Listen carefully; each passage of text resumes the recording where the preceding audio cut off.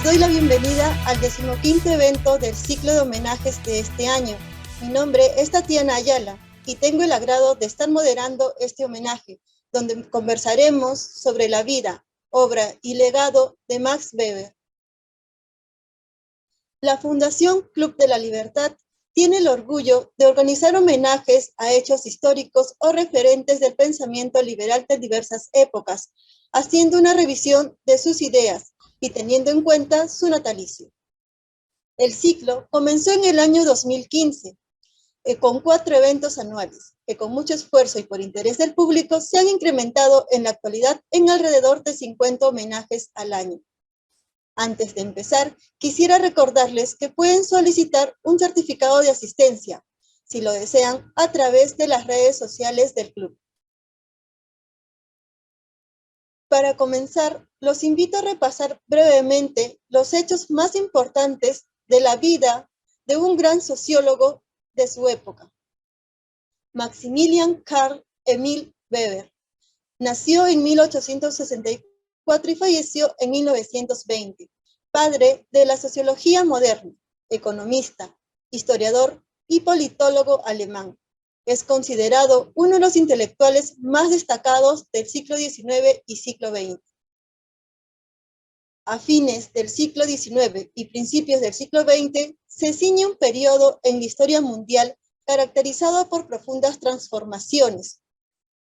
Entre 1890 y 1910, la transición se funda en contradicciones entre sociedades industrializadas y sus consecuentes pretensiones sobre sociedades afroasiáticas, el Pacífico y América Latina. Esta última se convierte en el nuevo escenario de competencias entre poderes europeos y el naciente dominio económico cultural norteamericano, marcando así el inicio de los debates que inspiraron al siglo XX en todos los campos, científicos, institucionales, sociales y las principales problemáticas en el curso de la humanidad. Los conflictos bélicos se enmarcan también dentro de este periodo.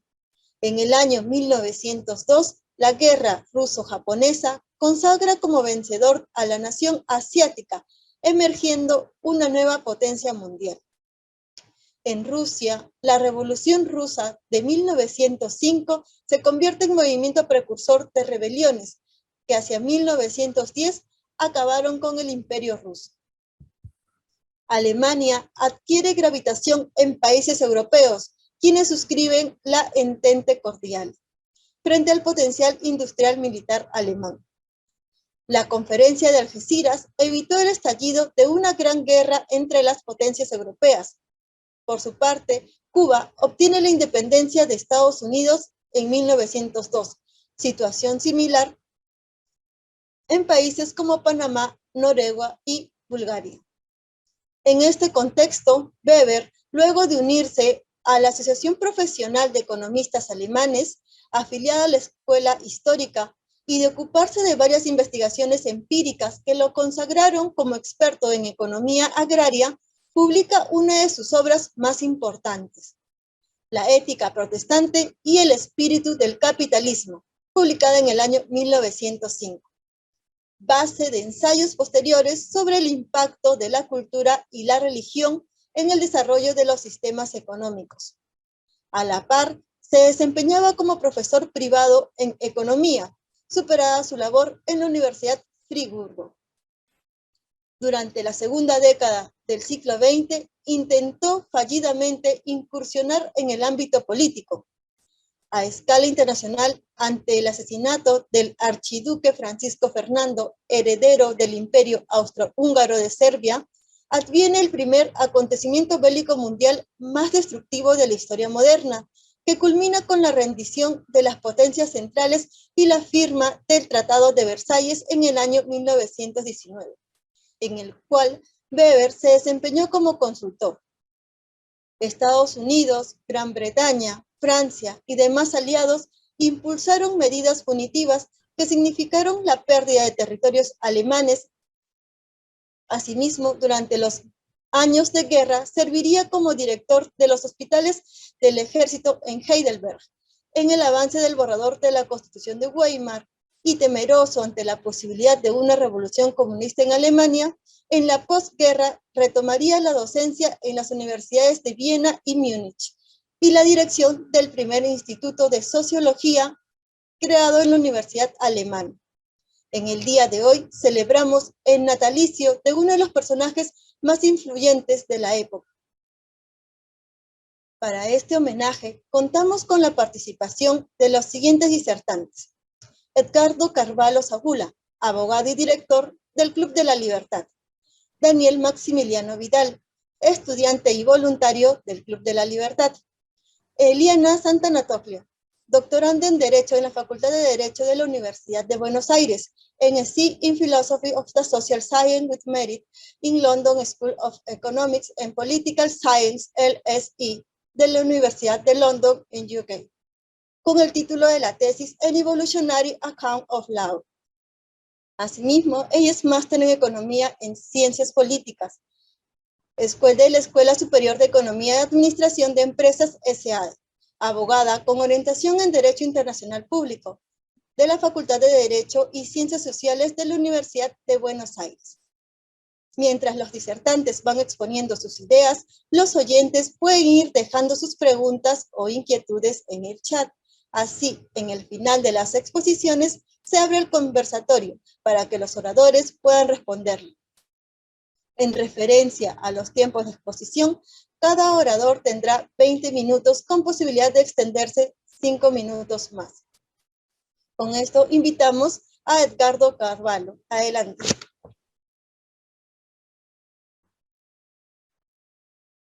Bueno, ¿se me escucha? Muchas gracias por la deferencia para rendir homenaje a este brillante pensador del siglo XIX-XX. Yo quiero agregar a lo que ha dicho Tatiana, que Max Weber ha sufrido, digamos, un golpe del orden psicológico muy duro, del orden afectivo, cuando se separan sus padres, y al poco tiempo muere su padre porque él decide quedarse con su madre. Y al poco tiempo muere su padre y esto le causó un gran pesar, un sentimiento de culpa, hasta incluso tuvo que suspender todas sus actividades referidas al pensamiento, a la educación, a lo que él venía haciendo. Uno de sus grandes, digamos, una de las grandes características del pensamiento que se puede ver como eje de todas sus obras será el método o el problema de la racionalización. Hay que decir que la concentración poblacional, esto ha comenzado cuando comenzaron a constituirse las ciudades, lo que aparejaba también el surgimiento del capitalismo, porque a mayor número de hombres y de personas, mayor necesidad había de satisfacer necesidades. Esto va a requerir de una administración a fin de administrar el devenir y la convivencia de los grupos humanos. Surgirá entonces alguna corporación o algún sujeto que cumplirá burocráticamente la función de liderazgo. Otro de los rasgos característicos de Weber es la cuestión de la burocracia. Para él, la política es el conjunto de las formas de conductas humanas que implican el dominio del hombre por el hombre. Así, la palabra dominio indica evidentemente la situación de amo respecto de los que obedecen, de lo que obedecen. Esto, de acuerdo a las traducciones que han realizado sobre una palabra que él utiliza en alemán, pero claramente significaba esa palabra las órdenes impartidas que sean acatadas efectivamente por quienes las reciban. Inescindiblemente todo accionar político, es decir, todo ejercicio permanente de dominio de un hombre sobre otro, exige un accionar económico. Esto también es otra de las características que tiene el pensamiento de Weber, que es la permanente presencia del sistema capitalista, de lo que es la burocracia, lo que es la racionalidad. Existe para él una economía de la política y una política de la economía. Por esta razón es necesaria una articulación. En realidad, Max Weber no da un concepto de poder, no conceptualiza el poder, pero sí de la concatenación de los conceptos de dominación, obediencia, legitimidad, ofrecen herramientas como para que podamos acercarnos a lo que es el concepto de poder que, según como lo entendía Max Weber, estas categorías de dominación, obediencia, legitimidad, tienen correlación también con la distinción que él realiza con respecto a actos de dominación, actos de obediencia, actos de legitimidad. Instrumenta tres tipos de dominación. Una, la dominación carismática, que reside en la fuerza y el poder de concitar legitimidad que posee el liderazgo carismático. Es una dominación afectiva, no en referencia a un fin o a un sistema de valores, sino a la reacción emocional del sujeto, justificado por ejemplo, la fuerza heroica de una persona, o incluso, yendo a la religión, un líder religioso. Y también podemos concluir a lo largo de la historia muchos líderes que han ejercido y han dominado de manera carismática, caso Lenin, Hitler, el propio De Gaulle, eran ejemplos de quienes ejercían el dominio carismático, pues no se basaban en la legalidad ni en las antiguas tradiciones, como era el caso de las monarquías o reyes, sino que le profesaban obediencia, o sea, Lenin, las personas lo obedecían, no había un mandato, no había una elección para determinar que estas personas estuviesen en el ejercicio de la administración de un Estado.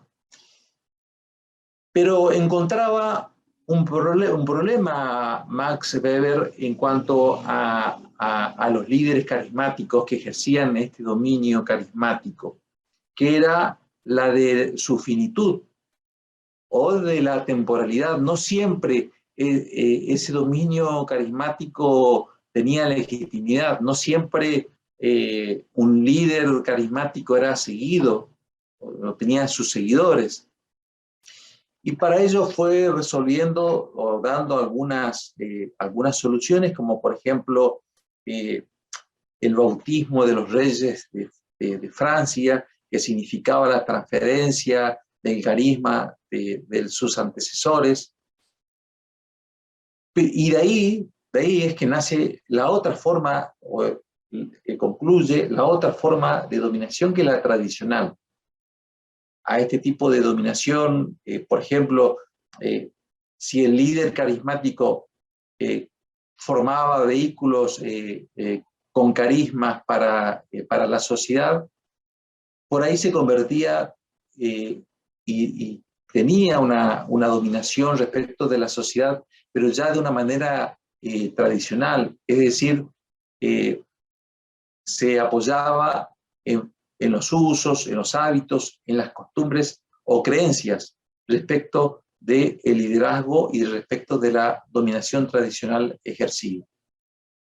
Y por último, la dominación legal racional, que corresponde a las burocracias, propio de los estados modernos que se apoyan en el imperio del derecho y de la ley, basado en el cálculo y la previsibilidad de los acontecimientos. Acá nuevamente aparece el método de la racionalidad. El actor concibe el fin y combina los medios para alcanzarlos. Es la creencia en la legalidad de las normas, así como en la legalidad de los títulos de quienes ejercen el dominio. Habla de un orden legítimo y se pregunta cuáles son las motivaciones que sostienen la legitimidad de un orden. puede haber motivaciones internas como externas, decía Weber. Internas puede ser, hoy hablábamos de actos afectivos, un acto racional, o incluso un acto de obediencia respecto de valores, o incluso un acto religioso, digamos, una motivación religiosa. Y el orden, digamos, motivaciones externas en virtud a, esto se apoya en virtud al cálculo que hace el individuo y a las consecuencias del cálculo que significa hacer o no un determinado acto. Por eso es ahí su obediencia. Así se puede definir al poder como la capacidad de concitar obediencia, lo que se logra a través de las distintas formas de dominación y acciones sociales que son aceptadas y compartidas por el conjunto de los seres humanos. Esto me refresca un poco a una señora que ha dicho un discurso la semana pasada, esta semana. Es una forma de dominación racional, legal, burocrática. Diría el propio Weber, en el Estado moderno, el verdadero dominio, que no consiste en los discursos parlamentarios ni en las consignas de los monarcas, sino en el manejo diario de la administración, se encuentra en manos de la burocracia, tanto militar como civil. Ya veremos cómo conceptualiza la burocracia. Para adentrarnos brevemente hay que tener presente que para Weber, la historia universal de la civilización, el problema fundamental no será exclusivamente el problema económico.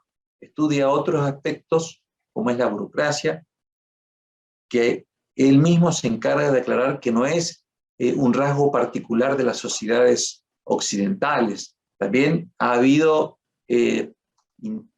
incipientes burocracias en Egipto, en China, en países del Oriente. A ver, si uno tiene que definir, o si uno tiene que, exponer o decir cómo Weber entendía y conceptualizaba la democracia, la existencia de servicios definidos y, por tanto, de competencias determinadas rigurosamente por la ley, la protección de los funcionarios en el ejercicio de sus funciones, en general, se convierte en funcionario de por vida, una función que le es paralela a todo otro oficio. La jerarquía de funciones, hay una estructura de subalternos. El reclutamiento se realiza mediante concursos, exámenes o diplomas, lo cual exige de los candidatos una formación especializada. La remuneración regular del funcionario bajo la forma de salario fijo y una jubilación cuando abandona el servicio. Los emolumentos o el salario dependerán de las jerarquías y responsabilidades. El derecho de la autoridad a controlar el trabajo de sus subordinados y la posibilidad de ascensos de los funcionarios en base a criterios objetivos y no discrecionales. Para Weber, el burócrata estaba separado de su personalidad. Eso provocaba la burocracia de Weber. Por ejemplo, un empleado de correo, detrás de la ventanilla, no se mantiene relaciones con una persona, sino que se mantiene una relación con un ejecutante anónimo. Y queda claramente queda en claro que Weber hace este detalle o esta definición de burocracia, pero también esta burocracia es aplicable al sistema capitalista, a las grandes empresas para su funcionamiento. Por eso está siempre presente el sistema capitalista, el afán de lucro y la burocracia, que es lo que determina la racionalidad económica de una empresa para lograr el mayor beneficio, la mayor utilidad posible. Y por último, para terminar, debo decir que también Max Weber en realidad tenía mucho deseo de ser un político, pero sin embargo siempre fue un sabio intelectual, tenía cierta admiración respecto de Marx, esto por ser contemporáneo, no solo por la cuestión burocrática, sino también porque propugnaba el nacionalismo, a pesar de que él consideraba que la burocracia de Marx era muy lacerante para las libertades, a diferencia de la burocracia del capitalismo, en donde las libertades individuales no eran de algún modo acotadas ni avasalladas. También él consideraba, quería una Alemania grande y quería, para el sistema político alemán, propugnaba la parlamentarización. Y era muy crítico, fue en su momento muy crítico con Guillermo II en lo que fue en la administración de Alemania y en el gran imperio prusiano, bueno, que de esa manera, por eso él propugnaba para asegurar una democracia parlamentaria, si bien la palabra democracia casi no existe o casi no menciona. En suma, Weber es un liberal no de acuerdo a los parámetros o estándares del concepto de liberal que tenemos nosotros o de Estados Unidos, o un demócrata en los parámetros de franceses, ingleses o de Estados Unidos. Pero al fin y al cabo, en lo económico, en lo político, se vislumbra ciertos aspectos que son de alguna manera compatibles con las ideas liberales, porque no solamente propugnaba la libertad de mercado, legitimaba o justificaba y lo hacía, lo naturalizaba, que toda empresa y todo capital tenga su afán de lucro. Y también consideraba que la libertad del obrero, a pesar de que él decía que todo obrero es siempre socialista y nunca va a cambiar esta situación, pero él tenía esa convicción, digamos, de la libertad de mercado, de un sistema parlamentario que quizás en esa época hubiese ayudado al contexto político de ese momento. Y bueno, es un poco lo que tengo para decir. Tengo algunos otros datos más que vamos a ir hablando en el conversatorio, pero aquí me detengo. Gracias. Gracias, Edgardo. Damos pase a Daniel Maximiliano. Adelante. Buenas. ¿Se me escucha? ¿Se me escucha bien? Bueno. Sí, perfecto. Adelante. Yo estoy por hablar sobre Max Weber y su análisis sobre la ética protestante y el espíritu del capitalismo.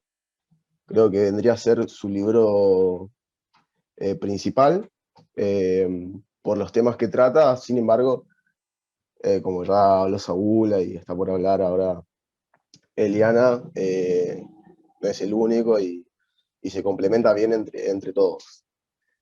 Max Weber hace un análisis del mundo occidental del siglo XIV, del siglo XV, y el 1500, el 1600, y bueno, ve cómo estaba dirigida la sociedad, cómo era el nivel de vida y distintas cuestiones. Y lo que nota es que, bueno, todo el occidente está constituido por gobiernos clericales, por la nobleza, no había una moneda fija, y la Iglesia Católica tenía un gran poder sobre las decisiones personales y las decisiones nacionales, mundiales, acerca de lo que se tenía que decidir, básicamente. Por ejemplo,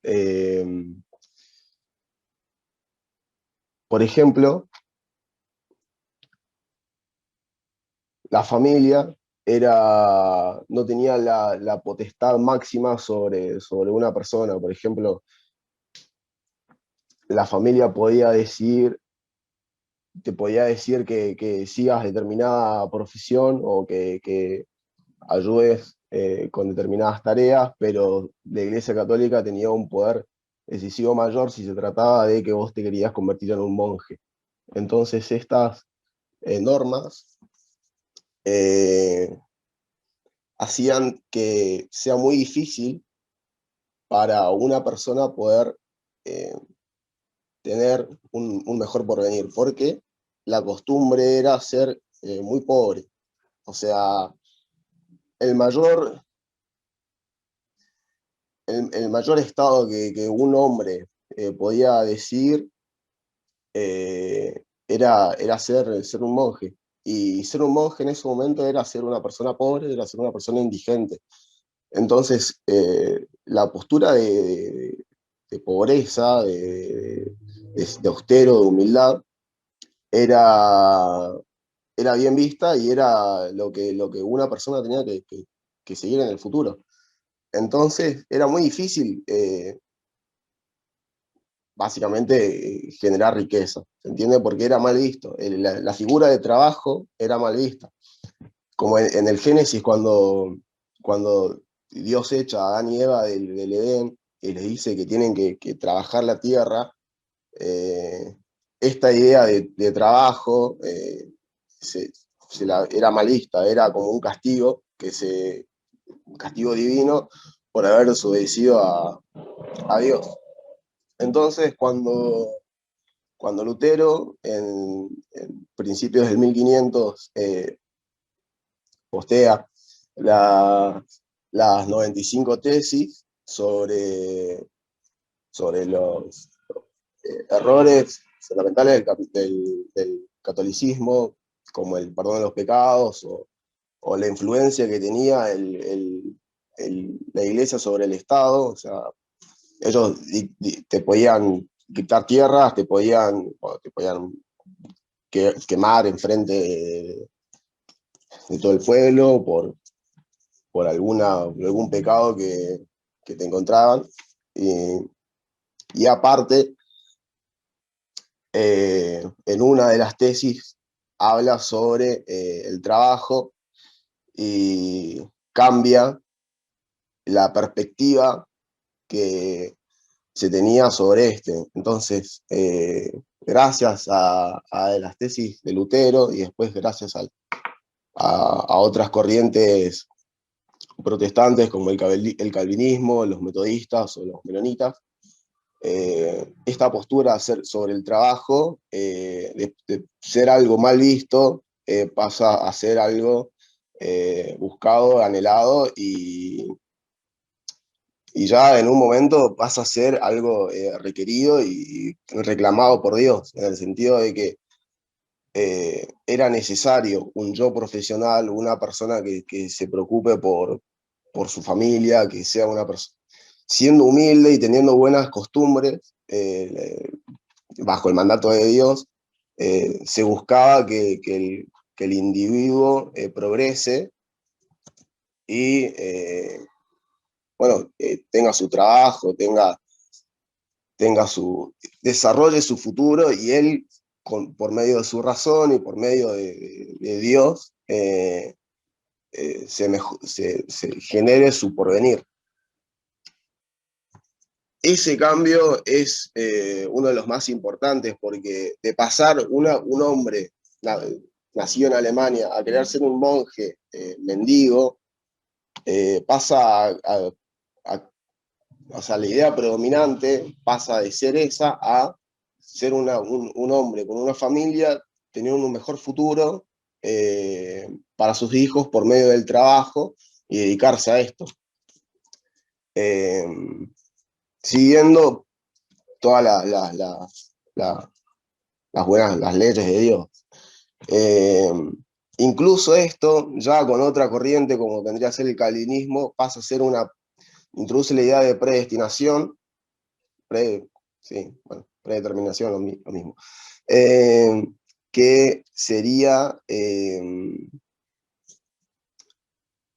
si vos sos un salvo de Dios, en la tierra vas a ser rico, que esa es la idea de Calvino, iba a ser una muestra de que si vos eras un salvo de Dios, ibas a tener una buena vida por el trabajo. O sea, básicamente si eras pobre, eras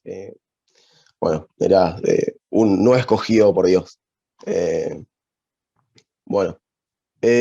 Aparte los menonitas también, los metodistas, los menonitas también, pero los metodistas introducen un estilo de vida planeado, un estilo de vida planificado, un estilo de vida humilde, y lo impulsaban. Y estas ideas no solo se quedan en Alemania, sino que el calvinismo se expande por todo Occidente y pasa a ser el protestantismo la idea predominante del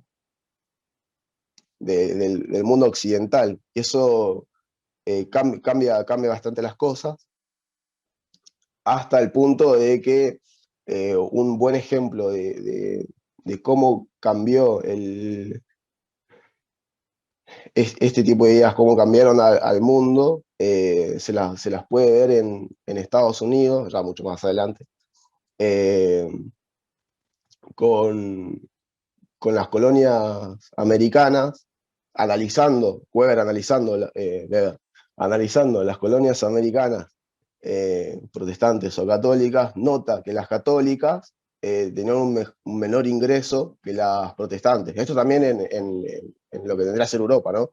Pero acá era mucho más claro. Y el problema que se encuentra, o sea, el porqué en las colonias católicas había un menor ingreso, era porque la idea todavía de trabajo estaba mal lista. O sea, incluso aumentando el sueldo y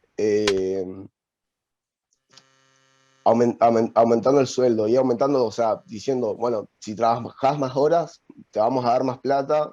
En las colonias católicas se trabajaba lo mínimo indispensable como para tener un ingreso que sea de supervivencia, por así decirlo, mientras que en las otras colonias, o en los lugares mayoritariamente protestantes, había más una búsqueda acérrima por el laburo y por el avance. Y ese cambio entre terrateniente o empresario y trabajador es muy importante, porque si el trabajador no quiere trabajar y el empresario quiere o sea, si están encontrados no van a ningún lado. Y el cambio importante es que el trabajador y como el empresario vayan para el mismo lugar, vayan para el mismo camino. Aparte de que no solo en el trabajo, sino que también en los estudios, o sea, Weber hace un análisis de la cantidad de gente recibida o universitaria con título profesional, y nota que en los países protestantes es donde hay más ingreso per cápita. Y los altos rangos también en general son todos protestantes, y es por esto, por la idea de que el trabajo, el ahorro, el ser humilde, la austeridad, el no gastar, no ser egoísta y gastar en cosas propias así para qué sé yo, para estar mucho más, qué sé yo, el último auto, modelo. Estaba mal listo eso, sino está bien ahorrar, invertir, reinvertirle el dinero. Esas son todas costumbres que se potenciaron gracias a a estas corrientes protestantes. Y bueno, qué sé yo. Tengo algunas otras cosas, pero es más que nada eso. Sí, ser humilde. Es eso, básicamente.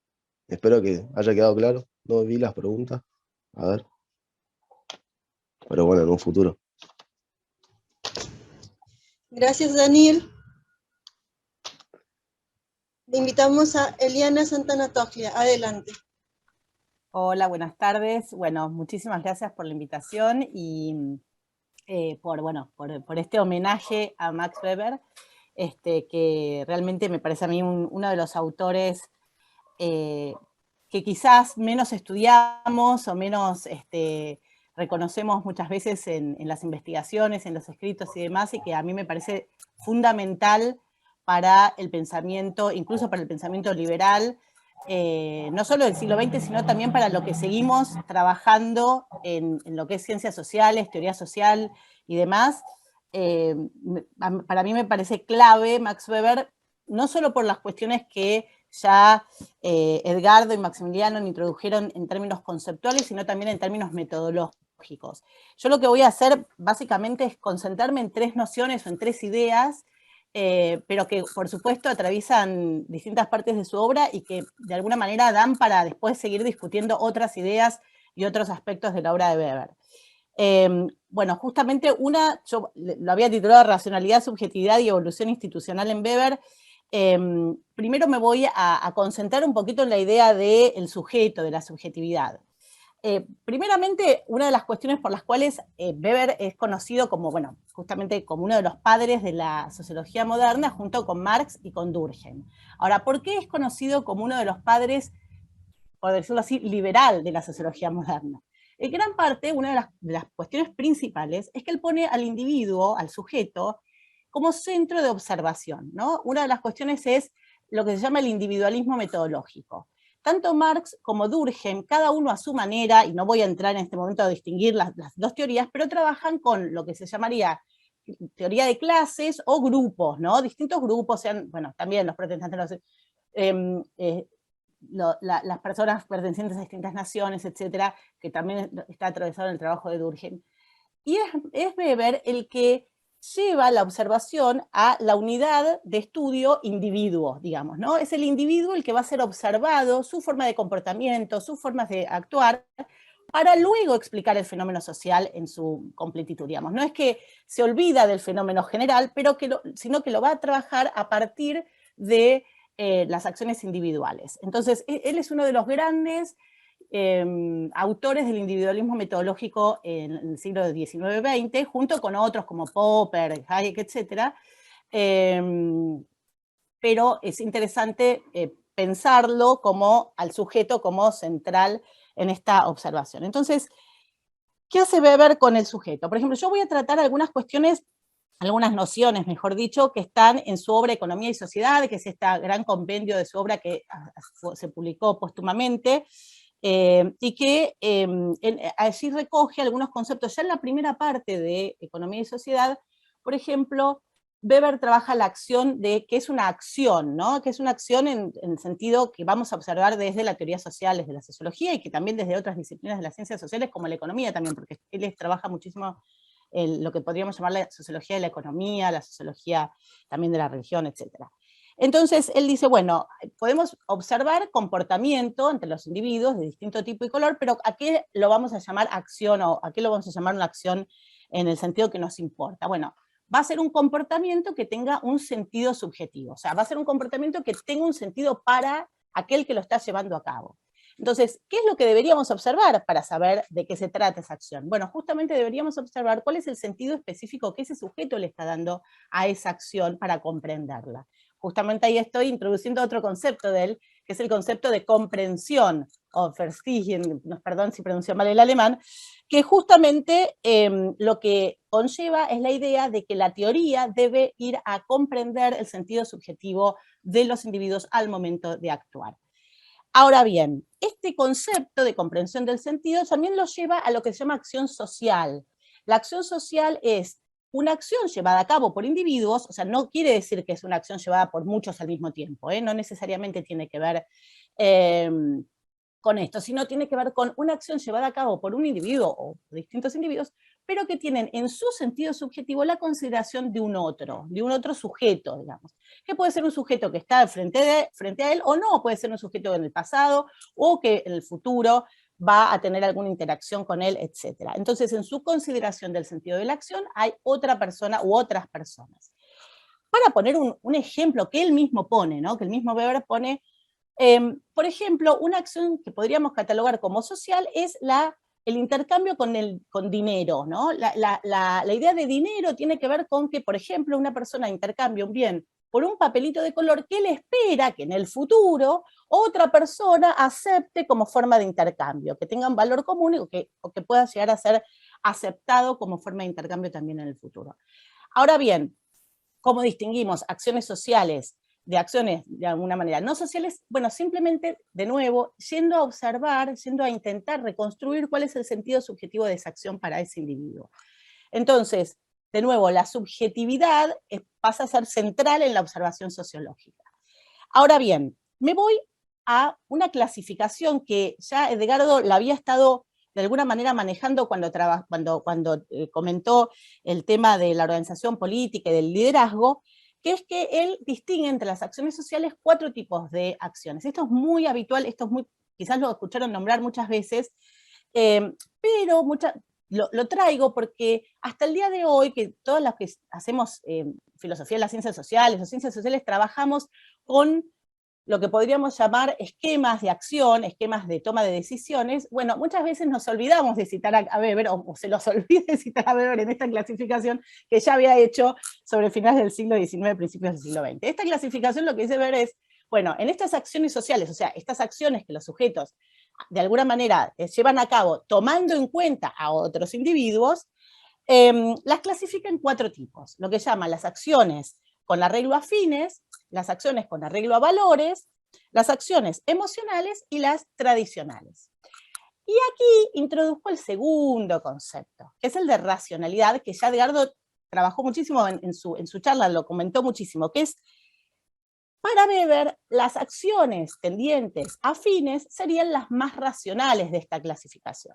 Luego están las acciones tendientes a valores, aunque de alguna manera no hay una... A ver, vuelvo con un poquito con las acciones tendientes a fines.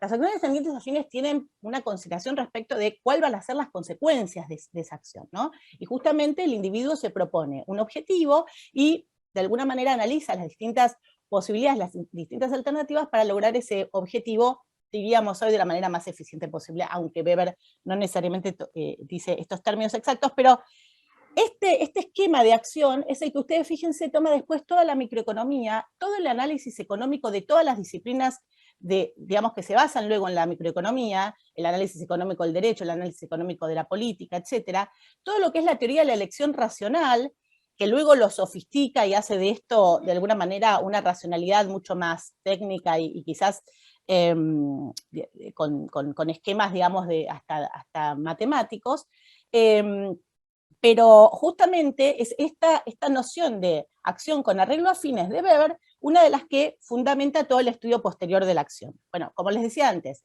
luego están las acciones tendientes a valores que no tienen que ver con un análisis de la consecuencia posterior de la acción, sino con la afirmación de un valor. Por ejemplo, el que dice, yo hago esto porque me parece justo. No me importa si me va bien, me va mal, beneficio a alguien o me beneficio a mí mismo. Es una acción en la que apuesto o de alguna manera confirmo un valor. Luego están las acciones emocionales, y esto, por ejemplo, todo lo que Edgardo comentaba del liderazgo carismático, lo que tiene que ver con acciones disculpe un segundo. Por favor, Eugenio. Que justamente no están motivadas ni por finalidades ni por valores, sino simplemente responden a emociones, de alguna manera sentimientos, etcétera, que ya pasan a ser acciones para Weber irracionales. Y luego, por último, las acciones tradicionales, que para Weber serían las menos racionales de todas, o sea, las más irracionales, porque el individuo no evalúa si está de alguna manera, si hay un beneficio, si está firmando un valor, o siquiera si está siguiendo su propio sentimiento de emoción, sino simplemente lo hace porque siempre se hizo así, porque todo el mundo lo hace así, porque así se lo enseñaron, o cuestiones de ese tipo. Entonces, ya de alguna manera dijimos algo de la subjetividad, y ahora en la noción de racionalidad. Ahora, esta noción de racionalidad en Weber, y esta idea de que las acciones más racionales son las que están de alguna manera tendientes a fines, atraviesa todo el análisis de Weber, como comentaba Edgardo, de la política, de la economía, de la modernidad, del nacimiento del capitalismo. O sea, para él la noción de racionalidad o de la racionalización de la vida es central. Yo pongo un par de ejemplos solamente. Weber tiene un libro muy cortito, pero que se lo súper recomiendo, que se llama Historia Económica General. Es una historia de la economía, pero no es una historia de las ideas económicas, sino es una historia de las etapas de evolución económica, que es muy interesante, y donde él justamente muestra que, de alguna manera, la modernidad y el capitalismo vienen de la mano de la racionalización en economía, que tiene que ver con la contabilidad racional, con el orden de las inversiones, con la que se llama la planificación empresarial. Entonces, solo se pudo dar el nacimiento, y acá todavía ni me metí con la ética como Maximiliano, ¿no? Sino desde el punto de vista económico, se puede dar a partir de determinadas herramientas que tienen que ver con la racionalización. En la ética protestante, como comentaba Maximiliano, hay muchísimos comentarios respecto de cómo justamente la ética protestante lo que brindó fue una racionalización y una metodización de la vida cotidiana de los individuos.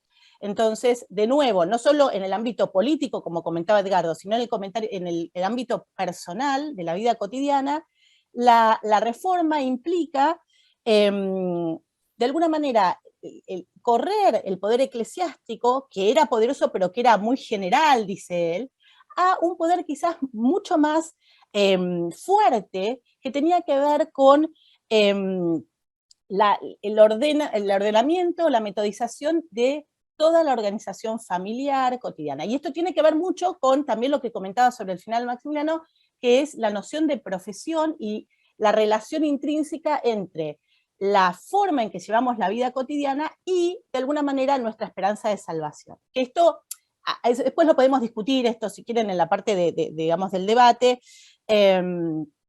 Sí es verdad que había algunas de las denominaciones que tenían esta idea de predestinación, no todas. Sí, lo que había era una idea muy, muy fuerte de que el llevar adelante la profesión y esta vocación, porque él habla de esta vocación profesional, tenía que ver con hacerlo digamos, en gracia de Dios, y con la idea de estar haciendo las cosas bien, ¿no? De estar cumpliendo con la misión, digamos, sagrada. Pero volviendo, hay una cuestión de la razón que atraviesa la posibilidad de, por una parte, los individuos, de alguna manera, organizar su vida, y esto permitió, a su vez, la acumulación, lo que se llamaría la acumulación originaria, que permitió el nacimiento del capitalismo moderno. Y esta acumulación originaria que permite el surgimiento del capitalismo moderno tiene que ver, como decía Maximiliano, con el ahorro, y con, de nuevo, con la planificación, con la organización. Ahora bien, después podemos charlar también otra de las cuestiones que él discute en la ética, que tiene que ver con qué pasa con toda esa forma de llevar a cabo la vida, ¿no? Todos esos principios que para la ética protestante están anclados en valores y en una proyección de salvación personal, cuando se secan estos valores, ¿no? Y él discute todas las recomendaciones de Benjamin Franklin, por ejemplo, ¿no? ¿Qué pasa cuando esas recomendaciones ya pierden de alguna manera el anclaje en valores y quedan como consejos más de corte utilitario, digamos, para llevar a cabo una vida plena, pero sin esta búsqueda de salvación, ¿no? Me preguntan, ¿la acumulación original no es un concepto marxista? Sí, pero hay un punto que acá yo no lo dije todavía, pero ya que me preguntan algo, lo digo. En Weber, la relación ideas-materia, por lo menos en la ética, para mí, es para los dos lados. O sea, no es un materialista al estilo marxista, pero tampoco es un idealista 100%. Dentro de la propia obra, él comenta toda la influencia fuerte de las ideas en la materia, digamos, en la posibilidad de creación de las condiciones para que nazca el capitalismo moderno, pero discute también algunas condiciones materiales que se dieron en algunos lugares específicamente y que permitieron también el desarrollo de estas ideas. Para mí hay una bideterminación o una interdeterminación entre las ideas y las materias en Weber. Pero bueno, lo podemos también discutir después. Pero me falta la última idea que quería comentarles, que es esta de evolución institucional, y que creo que es la que está, de alguna manera, es menos, digamos, es menos tradicional discutir respecto de Weber, porque yo lo leo a Weber, que aunque él no lo proponga en términos explícitos, como un autor que de alguna manera está diciendo que las instituciones principales del capitalismo y las instituciones principales también de la organización política y social moderna, de la modernidad, que esto es una cuestión que le preocupa bastante, no son el producto necesariamente de una creación deliberada por parte de los individuos. En este punto, para mí, se pone en contacto con una tradición, digamos, como más a la escocesa, de pensar estos órdenes de la modernidad, del capitalismo y demás, como la emergencia, ¿no? No deliberada por parte de los individuos, de una gran, por eso por ahí había algunos que comentaban la multicausalidad. Sí, para Weber no hay una determinación, no es, bueno, porque sos protestante entonces sos rico, porque sos rico entonces sos capitalista, digamos. Me parece que es bastante sofisticada la forma en que él explica estos fenómenos. Por ejemplo, y pongo algunos ejemplos de la ética, él lo que está diciendo es, determinados valores que comentaba Maximiliano justamente dieron origen a determinadas costumbres, y esas costumbres dieron origen a la posibilidad de tener el capital suficiente como para el surgimiento del capitalismo moderno. Perfecto. Ahora bien, los individuos que llevaban a cabo, por ejemplo, Wesley, porque estaban hablando de los metodistas, justo es un tema que yo más o menos conozco, cuando pensó en todo su método de vida, ¿pensaba en el nacimiento del capitalismo moderno? No, ni loco de alguna manera, ¿no? Hasta diríamos que iban sus principios puritanos casi en contra de la idea de acumulación, la idea de crecimiento económico. O sea, no había una relación directa o determinante entre esos principios que llevaban a cabo esos individuos en su vida cotidiana y la idea de esta emergencia. Yo tengo, acá rescaté una frase nada más, que es cortita, de la página 106 de la Ética, que dice, por ejemplo, por eso los efectos de la reforma en el orden de la civilización, por preponderantes que queramos considerarlos desde nuestro punto de vista, eran consecuencias imprevistas y espontáneas del trabajo de los reformadores, desviadas y aún directamente contrarias a lo que estos pensaban y se proponían. Esto es súper interesante, porque lo que está diciendo él es que quizás Lutero, Calvino, etcétera, cuando hicieron su reforma, no tenían para nada previsto todo esto, ¿no? Todas las consecuencias posteriores que se dieron en términos sociales.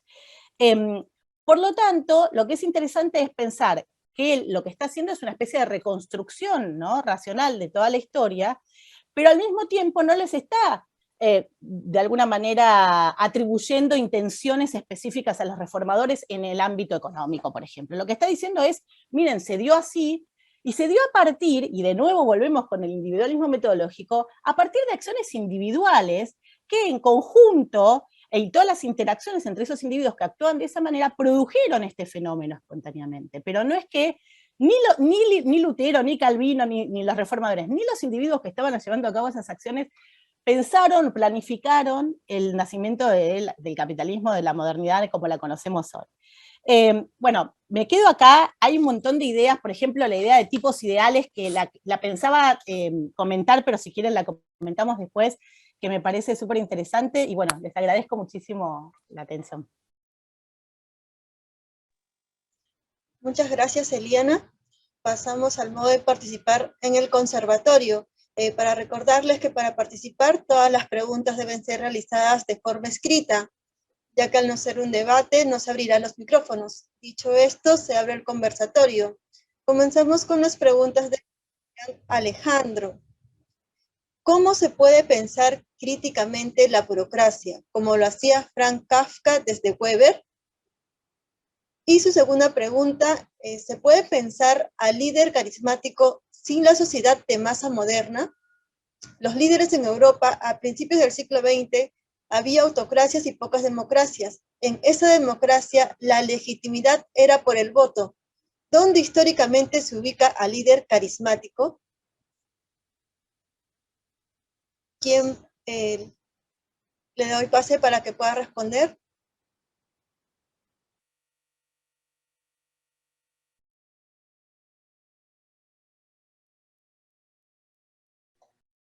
No, y evidentemente, bueno, estoy tratando de leer un poco porque me perdí, pero acá la pregunta de Sebastián, ¿cómo se puede pensar críticamente la burocracia? Y justamente por esto de la incipiencia de, digamos, de poblaciones que generaban necesariamente la necesidad de la aparición de lo que es el comercio, que más tarde se va a traducir en el capitalismo, y eso necesitaba una estructuración social, y eso es lo que, para mi modo de ver, y de acuerdo a lo que escribe Weber, podría ser una respuesta. Eh, y cómo se puede, y después habla de dominación tradicional, racional y carismática. Eso, la dominación estaba ligada a la legitimidad. Claro, no hay dominación si el sujeto a quien se le impone no responde o no adhiere a determinada decisión. Por eso los distintos aspectos de lo que era la dominación, o lo que, digamos, la categoría de dominaciones carismática, tradicional, irracional o legal. La carismática era porque era un hombre, digamos, aparecía un líder quizás mesiánico. La tradicional es cuando ya se quedan con ciertas costumbres y de ese modo acatan, por ahí dan el ejemplo del pago de impuestos, por ahí lo hace de costumbre y no pensando quizás en las consecuencias de sus actos, como si lo hacen, como si lo hace en la determinación, en la dominación racional, legal, que sí, el ciudadano paga sus impuestos porque hace la evaluación racional de su acto, o su conducta, ya sea omitiva en el sentido de no pagar, o una acción positiva de pagarla, y ahí él puede decidir de acuerdo a las consecuencias que avisora.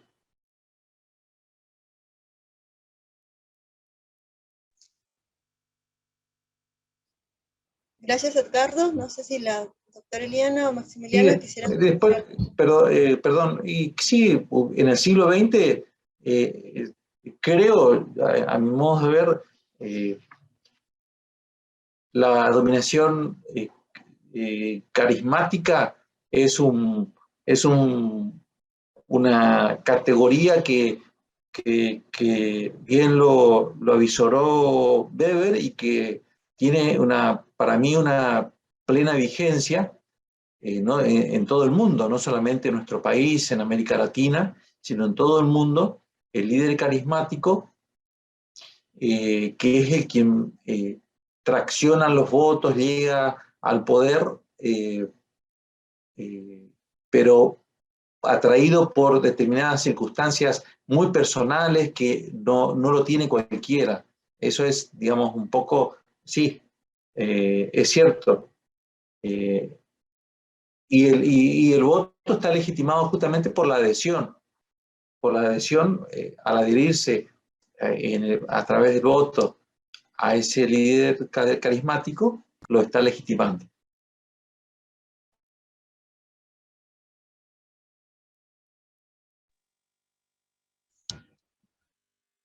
Maximiliano, Eliana, si desean añadir algo, pueden activar su micrófono. No, yo después sí a otras preguntas que vienen más adelante que tienen que ver con lo que yo expuse, pero me parece que hay algunas anteriores. Sí, yo no estudié lo que dice Weber de la democracia, así que no, ni idea.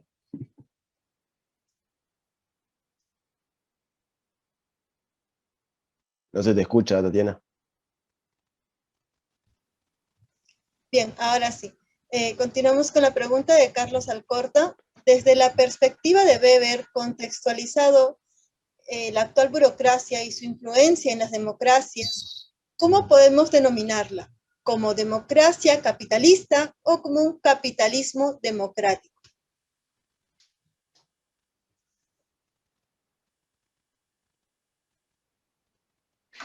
Sin duda que Weber era un liberal, pero un liberal nacional, y trayendo su pensamiento y leyendo o teniendo presente la pregunta de Carlos, nosotros, por lo menos el mundo occidental, reina la democracia liberal, ¿sí? No una otra cosa es las libres decisiones o las mayorías que se implementan para determinar decisiones en ámbitos de sistemas capitalistas. Eso es absolutamente otra cuestión. Yo no sé si él lo quiere introducir, porque esta es la constante de Weber, es llevar sus métodos tanto al Estado como al sistema capitalista. Por eso es que, bueno, yo creo que nuestra democracia es democracia liberal. Vivimos un capitalismo democrático, y eso va a depender ya de las unidades de sistemas de capital que, bueno, ahí me quedo.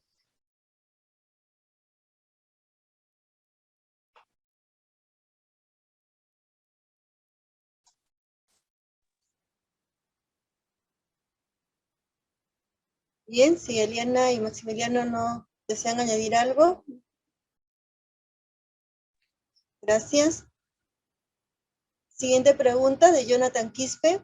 ¿Cuál es la razón principal por la que se considera Weber antipositivista? Quieren que conteste yo, porque creo que tiene más que ver con la metodología y las cuestiones que...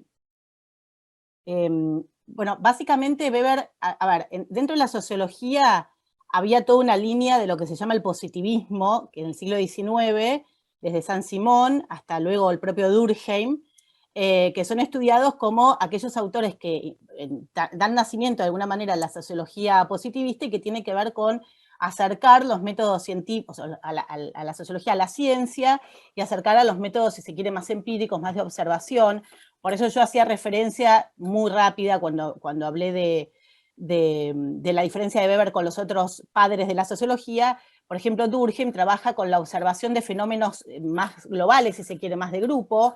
Y el ejemplo que también por ahí había una pregunta sobre el suicidio de Weber. Bueno, sí, en el suicidio, en el suicidio de Durkheim, Durkheim sí, en esa obra lo que hace es estudiar el fenómeno del suicidio a partir de grupos, digamos, ¿no? Entonces, hace una observación empírica de cuánta es la cantidad de suicidios en Alemania en la época, o en el territorio que luego sería Alemania, y dice, bueno, en tales regiones se suicidan más hombres que mujeres, más jóvenes que viejos, más católicos que protestantes que católicos en realidad, etcétera, etcétera, y hace un análisis empírico muy útil para lo que hoy podríamos llamar todo lo que es el análisis, por ejemplo, que después tomó el marketing, ¿no? Todo lo que son, cómo funcionan o cuáles son las regularidades sociales en términos de grupos de la sociedad, pero justamente Weber y otros autores responden a toda esta perspectiva a partir de la idea de que lo que es importante es estudiar el sentido subjetivo de las acciones. Entonces, justamente pone, con lo que un poco comentábamos antes, pone en el foco al sujeto, pone en el foco en los sentidos subjetivos que los individuos tienen en cuenta al momento de actuar. Entonces, para comparar con lo de Durkheim, Durkheim diría, bueno, lo que es relevante para estudiar desde el punto de vista sociológico es, por ejemplo, si se suicidan más jóvenes que viejos, protestantes que católicos. Para Weber sí sería relevante por qué Juan, María o Pedro se suicidaron. Entonces, iríamos a las causas de la acción a partir de la observación de del sentido subjetivo. Y ahí es donde introduce el concepto de comprensión que yo les comentaba antes, el concepto de Verstegen. Entonces, sería una mirada más, si se quiere, interpretativista. Ahora, la comprensión en Weber, y esto cabe hacer un par de aclaraciones metodológicas, se puede dar de forma racional, o sea, a tratar de hacer una reconstrucción racional del sentido de la acción individual, o se puede hacer de forma empática. ¿Por qué? Porque para Weber es verdad que hay muchísimas situaciones en las cuales nosotros estamos tan lejos, histórica o psicológicamente, de la acción del individuo, ¿no? Él, por ejemplo, pone ejemplos de por qué, no sé, creo que era en el Imperio Romano, decía él, había gente de 20 y pico de años que se ofrecía para ir a la guerra y morir joven. Bueno, ¿cómo podemos comprender para una acción que para nosotros hoy, no sé, en ese momento siglo XIX, siglo XX, sería completamente irracional, o será mucho más irracional que esa época? Bueno, lo que dice él es, bueno, a veces tendríamos que tratar de hacer la reconstrucción racional, bueno, qué es lo que esa persona estaba teniendo en cuenta para hacer esa acción, por ejemplo, la gloria, o sea, eran personas que tenían una expectativa de vida más corta, probablemente preferían morir jóvenes y honrados que viejos y sin honra y demás, pero también podríamos hacer el ejercicio, si no podemos hacer la reconstrucción nacional, de hacer el ejercicio empático, de tratar de ponernos en los zapatos de ese individuo para ver cómo podría ese individuo mirar el mundo y llevar adelante, y por qué lleva adelante esa acción. Pero, de nuevo, todo este ejercicio lo aleja rápidamente de la mirada positivista tradicional de la sociología sansimoniana, durkheimiana, etcétera, del siglo XIX, y que luego sigue también después en el siglo XX, ¿no? Esa sería la respuesta de por qué es un antipositivista en este punto de ver. No sé si había Tatiana, había una pregunta también que estaba relacionada con esta, si querés la comento ahora, aunque me estoy adelantando, que es la noción de sujeto. No recuerdo dónde estaba, la estoy buscando, pero que dice que en realidad la noción de sujeto relacionado con el lenguaje surge en mediados del siglo XX. No, a ver, en esto me permito disentir. Quizás esa noción de sujeto, más atada al giro lingüístico de mediados del siglo XX, sí nace a mediados del siglo XX, pero antes de esa noción de sujeto había otras nociones de sujeto. De hecho, creo que la noción de sujeto y la centralidad del sujeto en la reflexión filosófica diría que nace mucho antes, con la Ilustración, con la modernidad y inclusive con Kant, que tiene ensayos de filosofía de la historia donde dice, que es la Ilustración, que dice, bueno, son los primeros que piensan, el sujeto se piensa a sí mismo, ¿no? Y en Weber, si vamos a hablar de Weber específicamente, Weber nombra la palabra sujeto en todas sus definiciones del principio de economía y sociedad. Por eso les decía, ya la definición de acción social, él habla de sentido subjetivo, de la acción, digamos, o de sentido de toda acción, ¿no? Habla de sujeto, que es o sea, esa palabra, por lo menos en las traducciones al castellano, está presente en todo momento. Luego, también como en todas las cuestiones filosóficas o sociológicas, hay distintas versiones de la noción de sujeto, y quizás aquel que estaba haciendo la pregunta, que no recuerdo porque la estaba buscando, se está refiriendo a una noción de sujeto que tiene que ver, sí, con el giro lingüístico de mediados del siglo XX, ¿no? O post Segunda Guerra Mundial. Y aquí me callo. Eliana, muchas gracias. Bien, continuamos con la pregunta de Olivia Langarica. Dice, entonces, ¿opinan que los valores de la religión, sobre todo la protestante, son un factor que incentivan el desarrollo económico y social?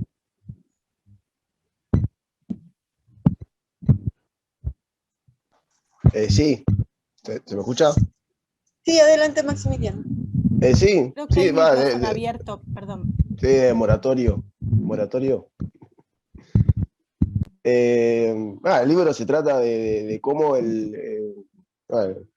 está en el título, está, ¿no? Cómo la ética protestante incentiva todas las ideas procapitalistas, sería.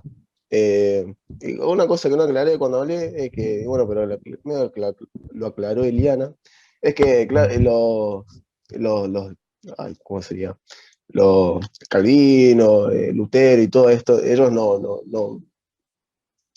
lo habla Weber, no buscaban como fin el enseñar a generar riqueza y estar mejor económicamente en el mundo, sino que era como más de un sentido espiritual. Entonces todas estas costumbres eran no por un fin, ¿se me escucha? No por un fin eh, mundano, sino que era todo para ir al cielo, ¿se entiende? Todo para ser un salvo de Dios. Y bueno, también otras cuestiones acerca, no solo del capitalista, o sea, no solo referido al trabajo, al dinero y esas cosas, sino que también, qué sé yo, los menonitas se oponían al servicio militar y todas esas cuestiones, ¿viste? Ya referido a la libertad del individuo. Entonces, todos estos cambios, y Weber también lo dice, no es que esto inventaron el capitalismo, porque analizan otras sociedades, Babilonia, Egipto y todo eso, y ya había cataláctica, sino que en el protestantismo se impulsa esas costumbres. Son pro-capitalistas, pro-liberales, por así decirlo, ¿no? Pro-individuo. Y bueno, eso. Gracias, Acá hay Maximiliano. una, Tatiana, si me permitís, acá se está hablando de la ilustración y del estructuralismo francés. Es una cosa muy distinta a una pregunta que, bueno, esto responde a otra pregunta que quedó sin leerse. Es muy distinta a la racionalidad que utiliza Max Weber. No tiene absolutamente nada que ver, digamos, porque muchos pensadores, digamos, está la dicotomía entre digamos, los iluministas y los empiristas franceses e ingleses. Pero acá la racionalización que usa, o la racionalidad que usa, es una metodología para el estudio justamente de la comprensión del individuo en su interacción en la sociedad, que es lo que hace justamente Max Weber.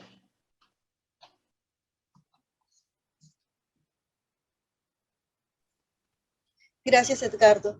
Bueno, culminada la etapa de las preguntas, los oradores en el siguiente orden para que puedan brindar sus conclusiones. En el siguiente orden, primero Eliana, luego Edgardo y por último Maximiliano. Bueno, muy bien. Bueno, yo además de las conclusiones voy a solo referir una cosita que quedó un poquito de costado, pero muy, muy brevemente. Weber trabaja en la idea de tipos ideales. Entonces, siempre que estamos hablando tanto de grupos religiosos, de tipos de acción, de tipos de dominación, siempre pensemos que lo que está diciendo es, yo tomo de los fenómenos empíricos algunas notas, elaboro este tipo ideal, y este tipo ideal no necesariamente lo vamos a observar en la realidad social o en la historia social exactamente igual a como él lo elabora, sino que nos da las notas principales como para poder clasificar y estudiar esos fenómenos. Nada más, digo esto porque es uno de los conceptos básicos digamos, de la teoría de él, que no lo desarrollamos mucho y que nos permite pensar estos fenómenos de esta manera. Bueno, mis conclusiones son básicamente que Weber es un autor que vale la pena estudiar, vale la pena leerlo, sea en sus aspectos más de sociología de la religión, más de historia económica o de sociología económica. Les recomiendo que lo lean, porque es un autor principal que atraviesa luego toda la reflexión de las ciencias sociales del siglo XX. Muchísimos autores lo han leído a Weber, muchísimos autores están discutiendo con Weber, aunque no lo citen a veces.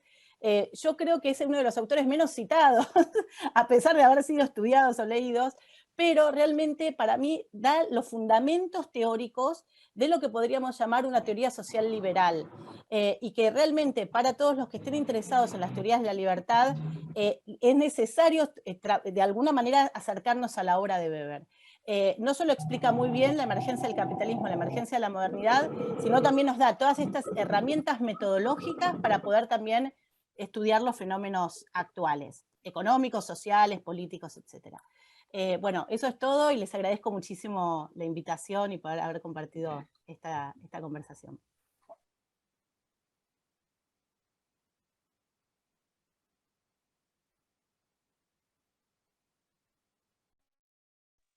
Adelante, Edgardo.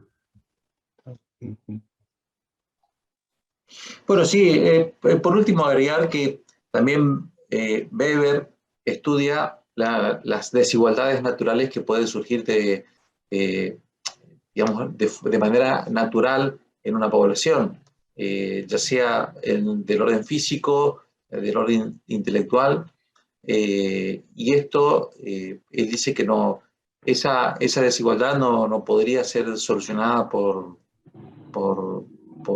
un sujeto extraño al propio individuo, y que tiene ciertas habilidades debería ser premiado por sus habilidades y sus condiciones. Es un pensador interesante, yo comparto lo que dice Diana y ha sido realmente un placer aprender de Diana. Y seguramente seguiremos estudiando porque el pensamiento sociológico de Weber es insondable. Gracias. Bueno, a ver cosas, sí. Yo por último, bueno, para recomendar a Weber, tiene algo que decir sobre Marx, o sea, debate con Marx, debate con Tomás Aquino. Mises toma todo lo que vendría a ser el individuo metodológico de él, gran parte, no sé si todo, pero así que es un autor debatido, que se debatió con grandes, ¿no? Entonces, y es muy interesante para leer. Yo no alcancé a leer todo el libro, pero no es un libro largo tampoco, tiene un poquito más, 100 y pico de páginas, la versión que está en la página del club.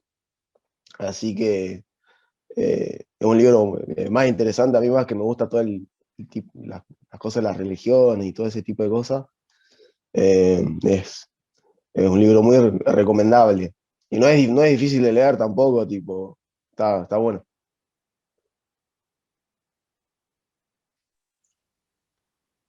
Bien, ahora que hemos concluido tanto las ponencias de nuestros oradores invitados y cerrado el conversatorio con nuestros asistentes, la Fundación reconoce y agradece el esfuerzo, tiempo y participación a Edgardo, Daniel y Eliana. Damos por finalizado un nuevo evento y los invitamos al próximo homenaje, donde se conversará sobre el naturalista, filósofo, sociólogo, psicólogo y antropólogo inglés, partidario del darwinismo social y firme defensor del individuo y del liberalismo, Herbert Spencer, el sábado 23 de abril por esta misma plataforma a las 18 horas.